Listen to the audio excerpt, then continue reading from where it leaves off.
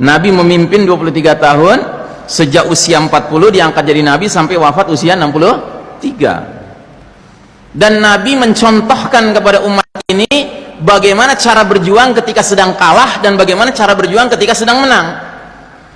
Allah takdirkan bahwa sirah nabawiyah itu harus mengandung blueprint cetak biru tentang kondisi para sahabat dipimpin Nabi dalam keadaan menang dan kondisi sedang kalah. Itu diperlihatkan.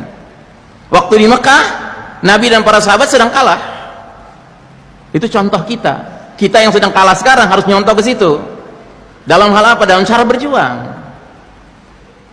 Coba ingat-ingat waktu masih di Mekah, Nabi dan para sahabat itu menjadi komponen masyarakat kota Mekah yang minoritas, tertindas, terbatas ruang geraknya. Setiap hari mengalami kriminalisasi, marginalisasi, penganiayaan, penzoliman, penyiksaan, pengusiran, bahkan pembunuhan. Kalau bullying sudah sehari-hari, dibilang orang gila, dibilang gak waras, dibilang tukang sihir, ya kan? Itu di Mekah. Tapi dengan segala penganiayaan yang dialami oleh Nabi dan para sahabat, apa yang dikerjakan oleh Nabi dan para sahabat? Mereka tidak mengerjakan apapun kecuali dua hal: ibadatullahi wahdah, menghamba kepada Allah semata, dan dakwah ilallah, mengajak manusia ke jalan Allah. Itu saja kerjanya. Sehingga para pemuka Quraisy, musyrikin itu bingung melihat Nabi dan para sahabat udah dianiaya, udah dizolimi, nggak berhenti-berhentinya berdakwah. Dan terbukti makin hari ada aja orang musyrik pindah kapling jadi muwahhid, jadi ahli tauhid, ya, karena ajakan Nabi dan para sahabat.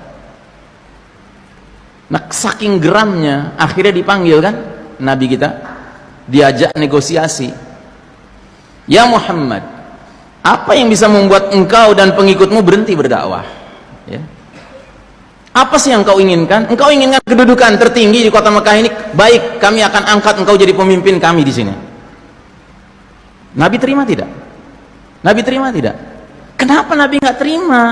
Mestinya Nabi terima kan, dari situ kan bisa merubah keadaan kan, jadi pemimpin. Kenapa Nabi nggak terima? Kenapa Nabi nggak terima? Karena Nabi disyaratkan harus berhenti berdakwah, mana mau. Nah, susahnya kita sekarang lagi kalah nih, Pak. Ya. Ada di antara kita yang sibuk merebut kepemimpinan. Nggak perlu disuruh berhenti dakwah. Kenapa? Nggak pernah berdakwah. Gitu. Ngerti? Nggak ada gunanya itu kepemimpinan kalau harus berhenti berdakwah, dan itu memang syaratnya. Syarat hidup di babak keempat ini. Karena yang mimpin Yahudi Nasrani adalah di negeri manapun, di wilayah manapun, silahkan boleh ada pemimpin se-Islam apapun, asalkan tidak menerapkan Islam. Itu harus sudah kita sadari, Pak. Sejak lama harus kita sadari itu, ya kan?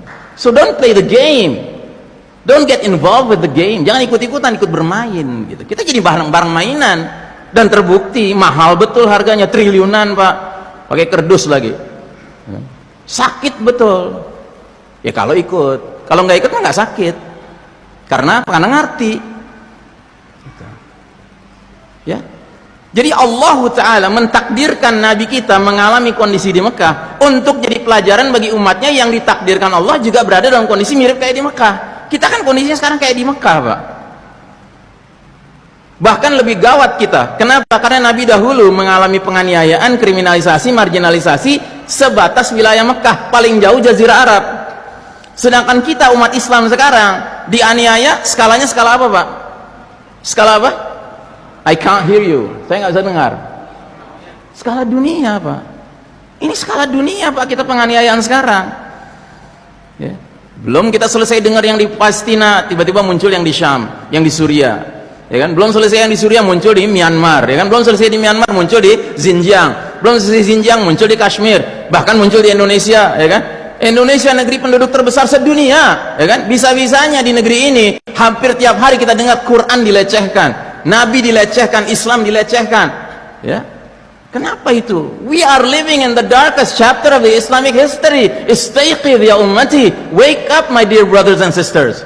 Kita sedang hidup di babak paling kelam dalam sejarah umat Islam. Kalau sudah tahu kita di babak paling kelam, ya hendaknya kita ambil banyak pelajaran dari masa di Mekah. Di mana para sahabat nggak ada kompromi, nggak ada cerita mereka kompromi, ya kan? Tapi mereka nggak berhenti mengerjakan tugas pokoknya. Apa itu? Ibadah satu, dakwah dua. Nah, jadi saudaraku rahimakumullah, kalau anda melihat orang-orang yang konsisten berdakwah terus gitu kan di masa seperti sekarang, itulah orang yang benar, itu yang semestinya gitu.